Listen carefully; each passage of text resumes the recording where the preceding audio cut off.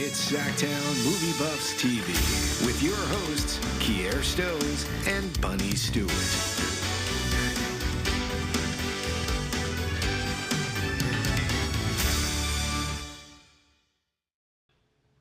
And welcome back to another edition of SacTown Movie Buff Television. Once again, it's your host, Kier the Critic. And your bestie, Bunny Stewart.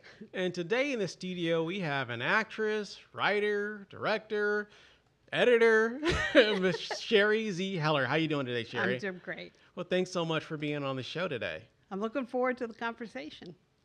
Well, let's get right into that conversation, shall we? I know you have a multitude of different things that you do, but let's start with the acting. What first prompted you, I guess, to get into acting? Was it something that you always wanted to do, something you got into later? How did that transpire? This was many, many moons ago. My daughter, Sarah, who's a grown-up now, was a very talented young performer. When she was 11, she got her first paid gig as one of those singing, dancing orphans in a production of Annie at the local dinner theater. And I was the world's most obnoxious stage mother. Let's run your choreography. Let's practice your lines. Could you be a little more aggressive there? And she finally looked at me and said, "Mother," and you know that's bad when they don't call you mom, right? Yeah, that's bad. "Mother, I can see you're living out some sort of childhood fantasy here, but this is actually my childhood. So if you want to do this, go take a class, go audition, get in your own shows," and that's how I started. That's a very impressive way to get started. And what an astute 11-year-old to have that insight. She stage managed a few productions that I was in, and we were in a couple shows together. Oh, very nice. And she still does acting now? No, she's an economist. Oh my goodness. I have no explanation. Got it. So from stage to screen, the skill set switching from stage performances to the screen, can you tell us a little bit about how you did that? Because I know you've done both. You know, it's differenter than I thought it was going to be. I mean, there are obvious things, like you don't have to project your voice way out into the back of the theater because the microphone is right here for film. And if it's a close-up, you don't move your eyes back and forth a whole lot because you look guilty or suspicious. Those things I expected. But there were some unexpected things.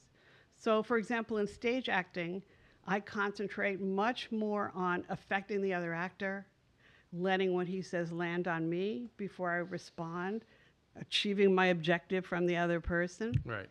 It turns out in film acting, it's much more about the character, making the character consistent throughout the film so that visually and with the voice, even when you're not in the frame, if you're talking, the audience is clear who you are. Right.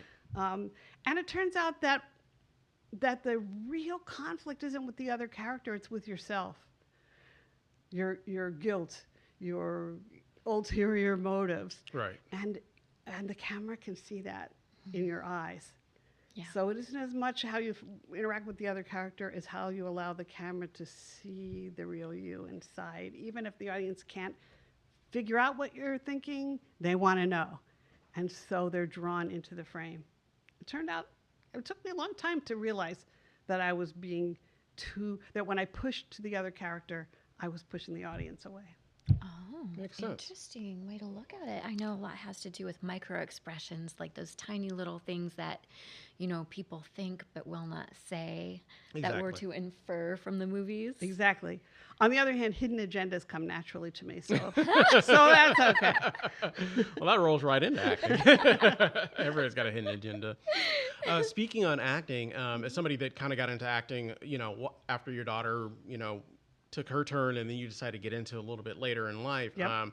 I know I've seen you in a lot of different roles, but has it been difficult for you to find roles, or has it come easy for you? What would you say? You mean because I'm an older actress? I mean, you're being very subtle, but I think I'm going to think that that's what you're really asking me. And I'll say it's gotten easier over the last 5 years or so. Really? And maybe it's because of Laurie Metcalf and Kathy Bates and Jean Smart and Margot Martindale and Jamie Lee Curtis. I mean, these women are proving to producers that there's a market for stories about women who've already led full lives, so I'm grateful for that.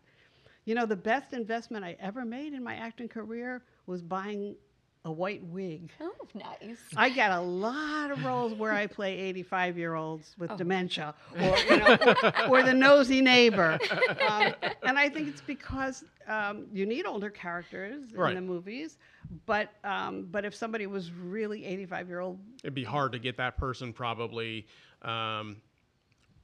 maybe into the role. It's a smaller gene pool of people you're going to be able well, to I find. can't work for 12 hours. Right. And remember that before the break, this hand was on their hip, and after the break, this hand is Right. on, and then you can't edit Yeah. that together. I don't know if I want to be doing much of anything at 85, to be honest with you. That's just me personally. Yeah, I'm just going to be eating the creamed corn. Yeah, somebody's playing just shuffleboard. spoon-fed. Yeah. Although just- I gotta say, I spend a lot of time and expense making my hair this color, so I hope I get a few more Mrs. Robinson sex pot roles before I have to play the grandma with dementia forever. Well, hey, from your mouth to God's ear. Yeah. All right, everybody. So if somebody wanted to book you, how do they get a hold of you? Oh, I'm on all the social media. It's easy to find me on Instagram.